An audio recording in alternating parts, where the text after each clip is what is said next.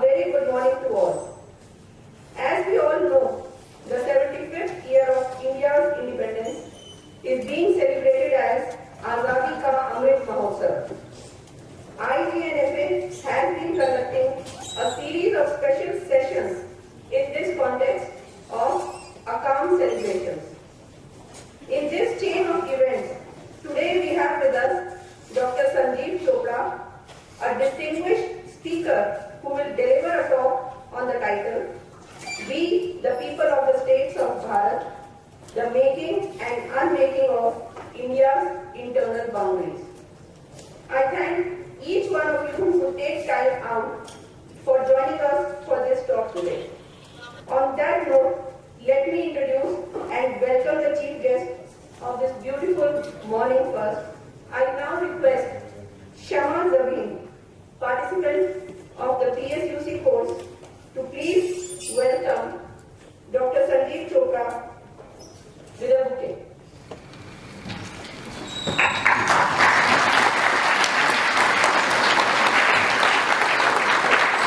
And greetings on Azadi Ka Amrit Mahotsav. I must thank Mr. Arun Rawat and my friend Bharat Jyoti and the two additional directors, Sushil Avasthi, Pankaj Agarwal and Aarti, and all of you for inviting me to be part of the Azadi Ka Amrit Mahotsav celebration. Friends, you see, every sovereign nation has something which only a sovereign nation can do.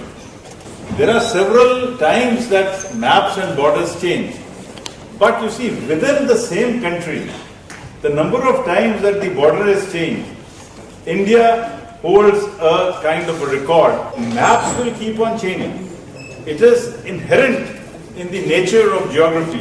It is inherent in the nature of politics that maps will change. The very first lines of the preamble says, we the people of India, having solemnly resolved it. And then you come to the first three articles of the Constitution, which say that this is the boundary, this is the map of India, and therefore it means that if this is the map of India, then remember that not 1 inch of territory can be added and not 1 inch of territory can be ceded. But within this formation, changes can be made, and there is a procedure by which a new state can be made, a new state can be, the status of a state can be changed. And let me tell you a very interesting thing.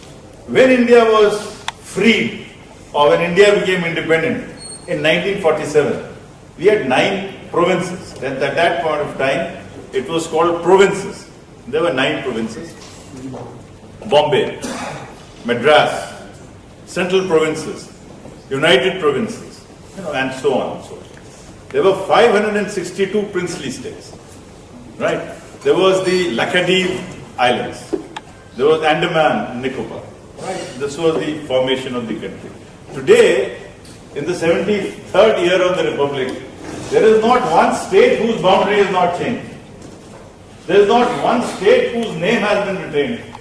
There is not one state in which there has been no addition, deletion, alteration. So, what you see is that changes keep taking place over time. Can we go to the first map, 1947? You see, in 1947, there were 9 provinces and there were 562 rulers. 562 princely states in the country. From very small states, there were states which had a population of less than 1,000 people. And there were states as large as Jammu Kashmir, as large as Hyderabad. You know, Hyderabad and Jammu Kashmir by themselves would be larger than many of the European countries.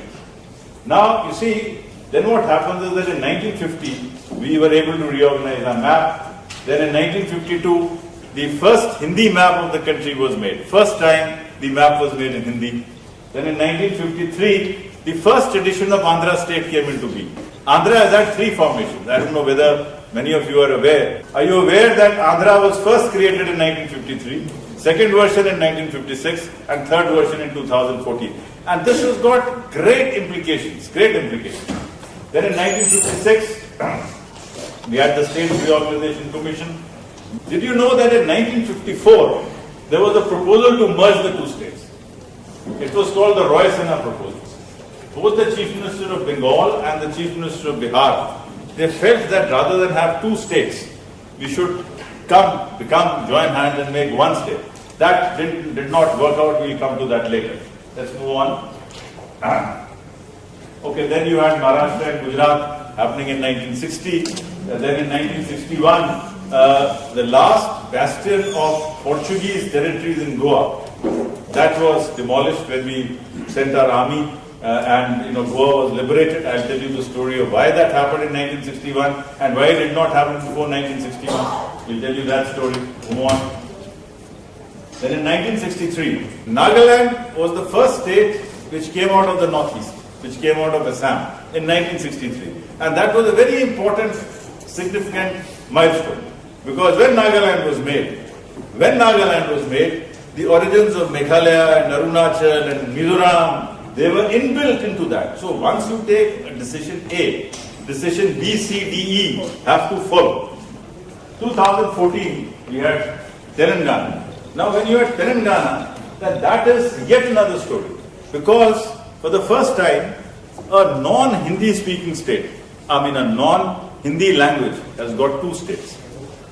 So earlier what was happening was that before this, only Hindi as a language was adopted in several states. But with the coming up of Telangana, a regional language in this country, in fact, we do not use the word regional language now, we use the word Bhashas of Bharat, because it is inappropriate to call something regional and something national. Because as I said in the ship of Theseus, you don't know which part is where, and therefore the center is not, there is no such thing as a center, because everything inheres and evolves. And then of course, in 2019, we had Ladakh and Jammu Kashmir as separate territories, separate union territories. So this is how the story of maps of India has been evolved. Let's move on to the first map. The map of India as we inherited it in 1947 is today entirely different from the map as it was. And the maximum changes that took place between 1947. Some maps are more important than other maps. One is, of course, the map of 1947 to the map of 1950. One thing I want you to notice. Up there, the word used is Tibet. India, or British India, never used the word China. We have always regarded that area as Tibet. Because according to our perception, this area was Tibet. Because we were basing it on the Treaty of Indovic, Treaty of Shimla 1914. And remember there was this Mac-Mahon line which we considered as the dividing line between India and Tibet. When India wanted to recognize Tibet, the letter from the Dalai Lama's office was that we shall recognize you only if you give us back Darjeeling, Sikkim, because they are ours. So, we would have recognized Tibet, and had we recognized, so this is all a very interesting chapter of our history. We wanted to recognize Tibet, but Tibet said we will recognize you only if Sikkim and Darjeeling is recognized and treated as a part of Tibet. Obviously, negotiations broke down and we did not recognize them, and this Katakudu happened. Meanwhile, and that I must say, both Chiang Kai-shek and Mao Zedong said that they do not recognize the 1914 agreement between India and Tibet, because they said Tibet is not competent to sign an agreement because Tibet is only a region of China and not an independent territory. So in this larger confusion, there was some negotiation which happened, some negotiation which failed. At that point of time, our Prime Minister, Mr. Nehru, thought that, if he aligns himself with China, then maybe in the long run China will protect our interests in Tibet, because Tibet at that point of time was not being very friendly to us. For whatever reason. So in any case, what happened was that by 1950, India recognized China and China recognized India. And at that time, we were so miffed with Tibet that in 1952, the first map in Hindi, it brought in the word Cheen on the Indian cartographic landscape. So let's move on to the map of 1952. In the map of 1952, which was the first Hindi map of this country, you suddenly find China, 1952. So you see, this was a great victory for China. A great victory for China because China suddenly appeared on the map of India. And before that, China had not appeared on the map of India. But you find in this map that the word Tibet still continues. In 1954, and that is, so China said that look, you must not have Tibet on the map of India. And you will notice that in the map of 1956, there was no reference to Tibet on the map of India. So, this is the map of India in 1952. It was decided that the 13 Telugu-speaking districts of the erstwhile Madras state would be made into what is now called the Andhra state. Now, there were Telugu-speaking areas in the Hyderabad state also, in the erstwhile Hyderabad. But no decision could be taken on that, but one decision was taken. That was that we shall appoint a States Reorganization Commission, and the States Reorganization Commission was appointed with 3 people. The first of them was Justice Fazal Ali, the second was K.M. Panekar, and the third was H.N. Kundu. After this States Reorganization Commission was constituted, then this commission went around the country. They received lakhs of representations, they traveled the whole country, and they came with certain conclusions. 1956, the key recommendations of the SRC were that the 4 South Indian languages, Malayalam, Kannada, Tamil and Telugu, all of them should be given an independent status, because earlier what was happening was that in the south there was one formation called Hyderabad, which had Marathi speaking, Telugu speaking people. And in the area which is then the Madras Presidency, you had all these 4 languages. And then you had the kingdoms of Travancore and Cochin, in which Malayalam was being spoken. So the recommendations of the states reorganization. So in the map of 1956, this is 56, right? Just go down. Okay, now one more thing I want to show you. On this map of 19, Tibet disappears. Just go up, up super there. China. Tibet has disappeared from India's political imagination. There were children who would be in 9th or 10th standards, or would be in their things at that point of time. They did not see Tibet as a neighboring country. They saw China as a neighboring country. Dr. Ambedkar had a comment to make. He said that you have done balkanization of the south and consolidation of the north. Ambedkar said that you have strengthened the Hindi-speaking belt of the north, and for all times to come, political power will now remain in the north. Of course, the present Prime Minister has shifted that paradigm. Gujarat is almost Hindi-speaking, but in the sense that what he meant was that, this is the balkanization of the south and the consolidation of the north. Ambedkar had another very interesting suggestion. He said that why don't you make Hyderabad the winter capital of the country? In 1960, Maharashtra and Gujarat, they were separated.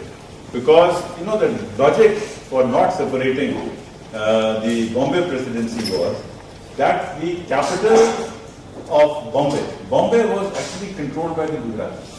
I mean, the business was with the Gujaratis, the population was Marathi, and there was a lot of angst between these two communities.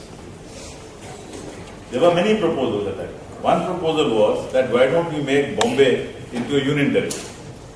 And then minus Bombay, you could have Gujarat and you could have Maharashtra, and we'll have Bombay as a union territory.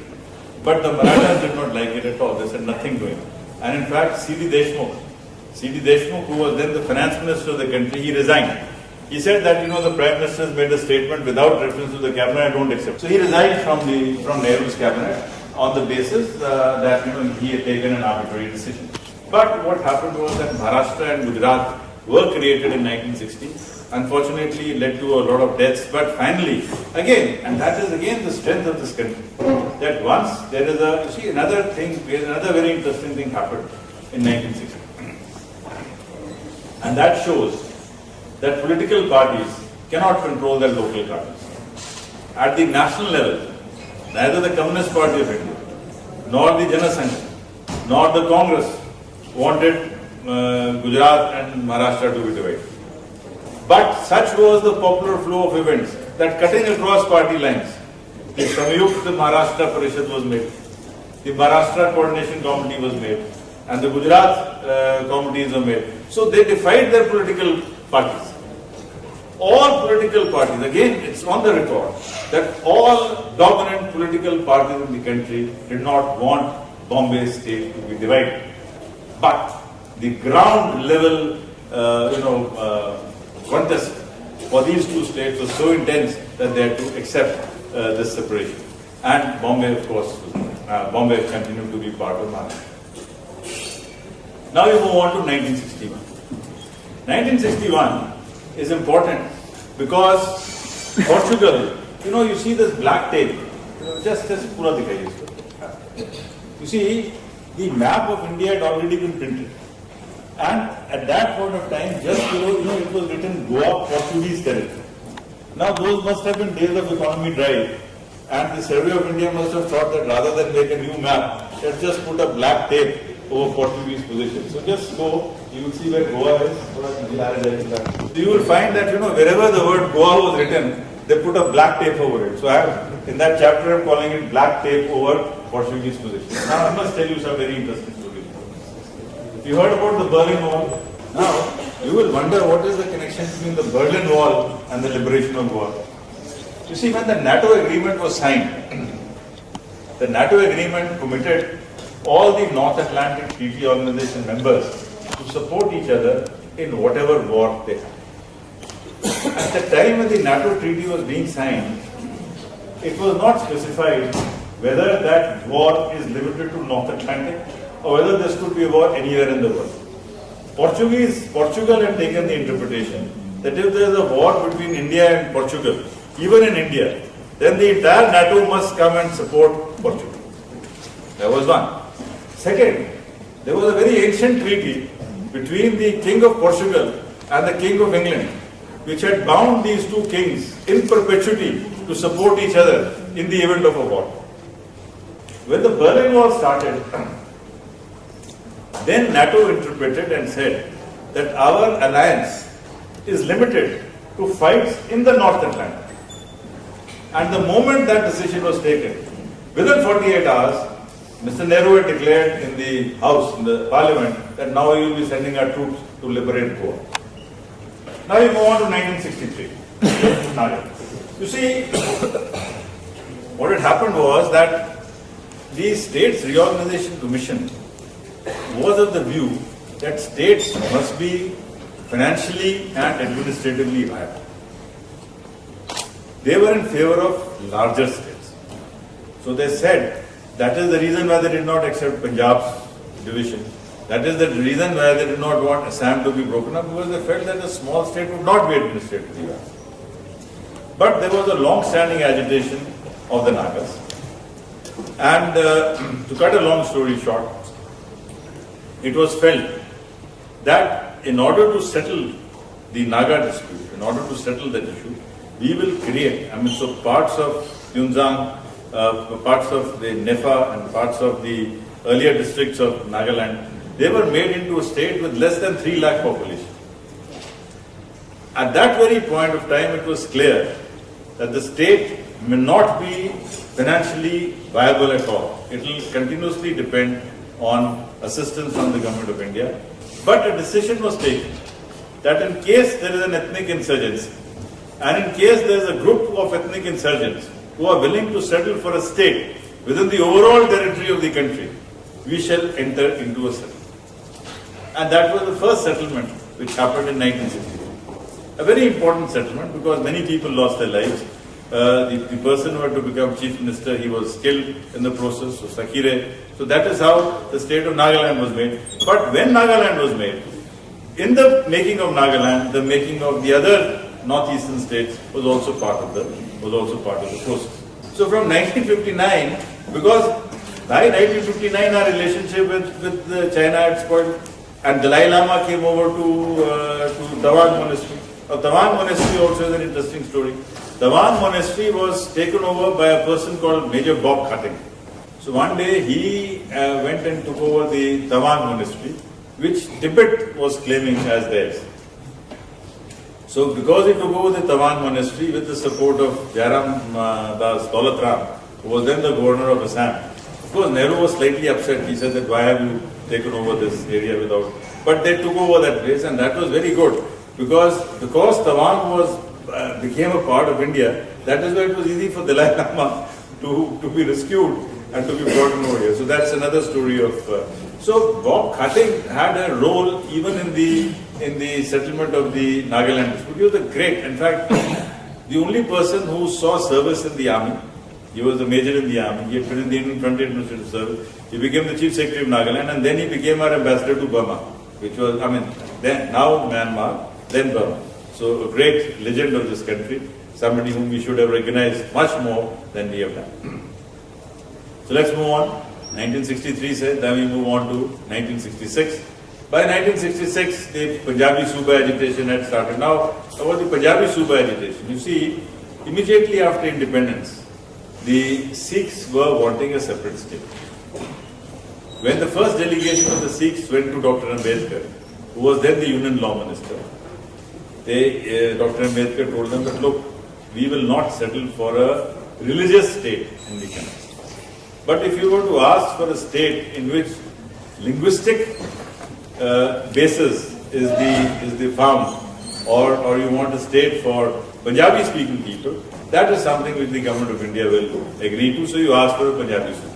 So then this whole story started from the Punjabi Suba, this agitation, that agitation. But to cut a long story short, and meanwhile, in Haryana also, the movement for a separate state started. So that's a separate story about how this happened. But in 1966, Punjab and Haryana were also made into states. Himachal continued to be a union territory till 1971, and in 1971, Himachal was also declared a state. Now, Sikkim ka kahani ye hai. Sikkim was actually a Lepcha kingdom. It was taken over by the Bhutias. But you see, what happened was that it was a Lepcha kingdom taken over by the Bhutias. But both had a great, sort of proximity because both were Lamaistic tradition of the Buddhists.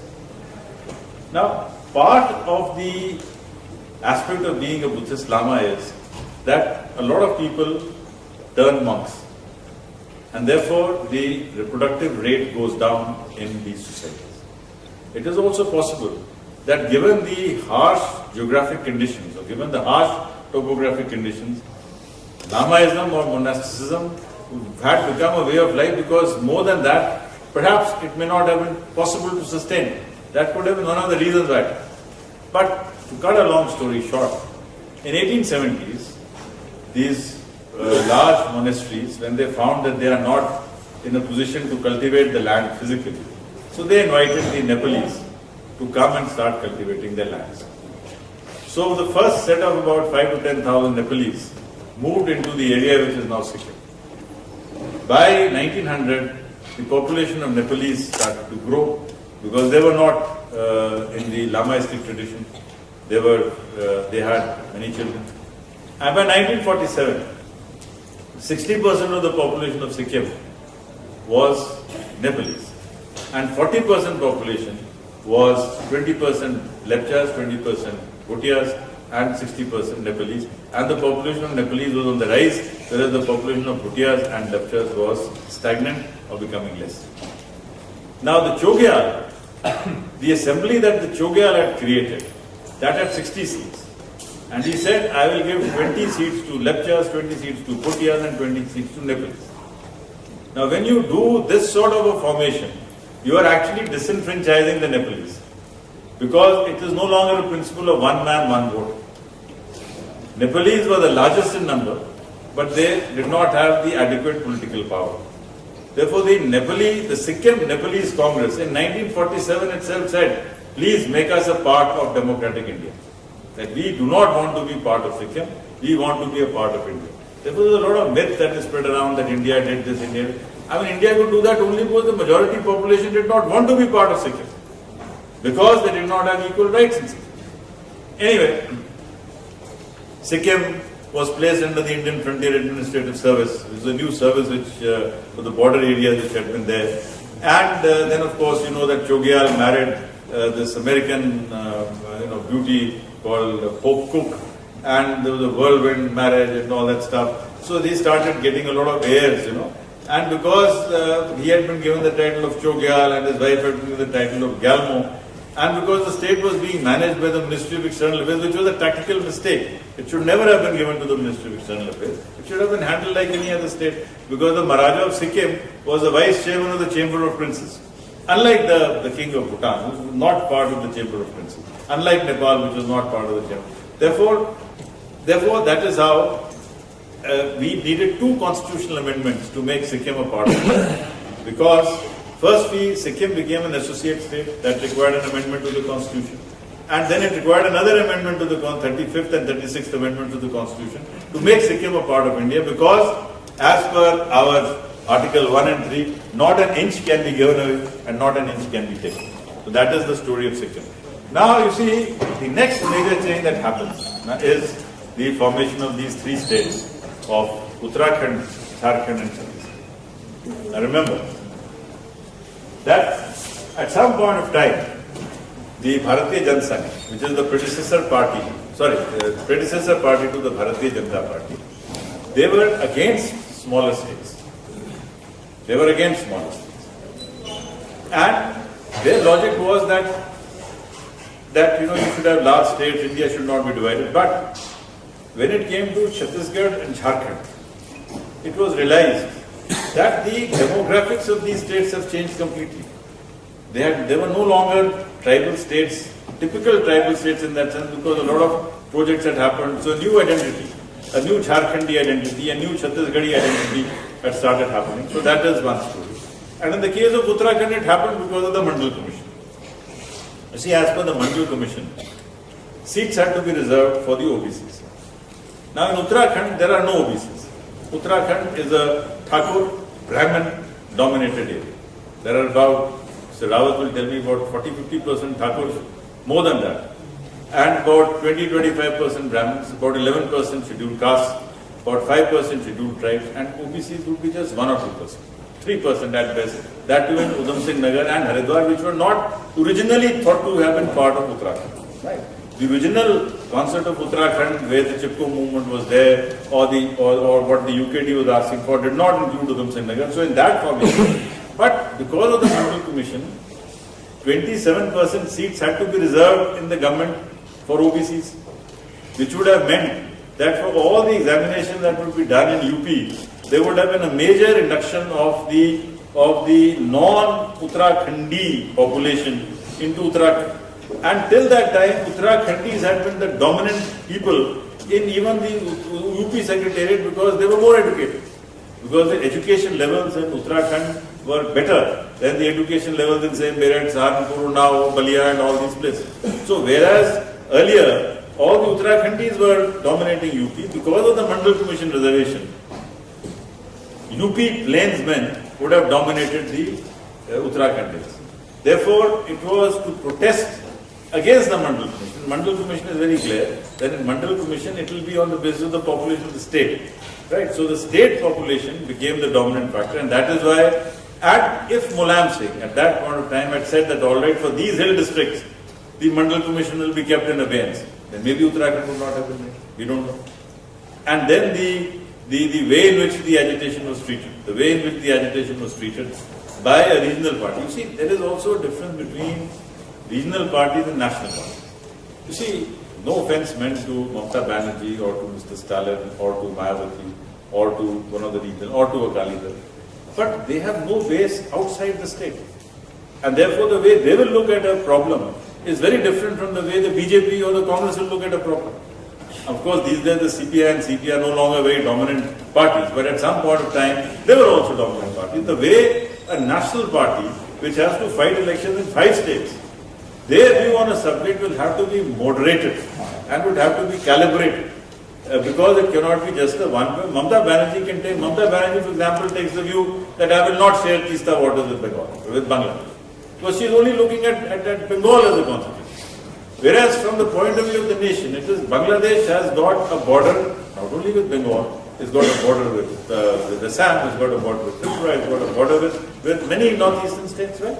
So India's perception of the India-Bangladesh problem would be very different from the perception of a state chief minister on that same issue. So this is how the 2003 states were made. In 2014, Andhra Pradesh, Telangana, again getting separated because of the same. Again here, the issue was one of development. The issue was one of how do you, and more than development, it is also a question of how much share do you have in the political power. At the end of the day, everybody would like to develop, but everybody would also like to have a share in the political power. Right? So that is 2014, the separation of Telangana. And finally, in 2019, 5th August, we've had the two union territories of Ladakh and Jammu Kashmir being created. Can we go to the last map? Now, you see, this is a very significant change in the map because what happens now is that the crest of India is now Ladakh. So suddenly the area of Jammu Kashmir has become very limited. The area of Ladakh is much bigger in terms of size. You know what happens is that when you say on an international scale on a map, there's a problem in Punjab, there's a problem in Assam, there's a problem in J&K. Earlier it was felt that the problem is there in such a big area because such was the size of Jammu Kashmir. Now Jammu Kashmir has become much smaller. So it is not that the problem has become smaller, but the visual impact of the problem has certainly become much smaller. Because Ladakh is now the crest of India. It is not, it is so long as Jammu Kashmir, which is the crest of India. So friends, this brings me to the conclusion of my talk. This is that nations keep evolving. Nations which have an open mind about their internal boundaries will always be more successful than nations which do not have an open mind. Before I close, the question that will come to everybody's mind would be Gorkhaland, Bodoland, all these other agitations which happen. Now, the reason why Gorkhaland or Bodoland cannot be conceded is that the area which they want, the Gorkhas are not in a majority even in that area. So you cannot concede an area. You see, you can concede Punjabi Suba only if the majority population in the geographical area that you want to call Punjabi Suba would be Punjabi speaking. Now if Punjabi Suba was to say that no, I want to include parts of Himachal Pradesh, Himachal will not want that. Punjabis might want a greater Punjab with Himachal being a part of Punjab, but why would Himachal want to be part of greater Punjab?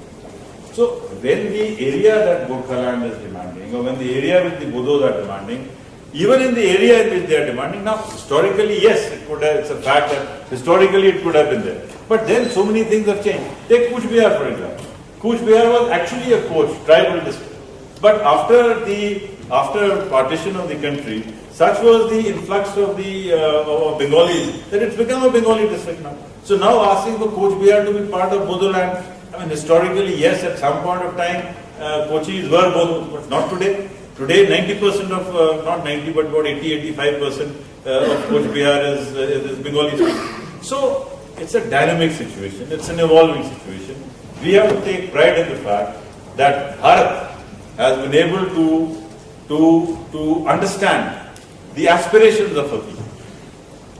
It has been able to adjust to the assertions of people, and then finally it has come across with some sort of a thing in which there is some give and take, there is some compromise, but on the whole, the nation is going strong. Jai Hind, Jai Bharat.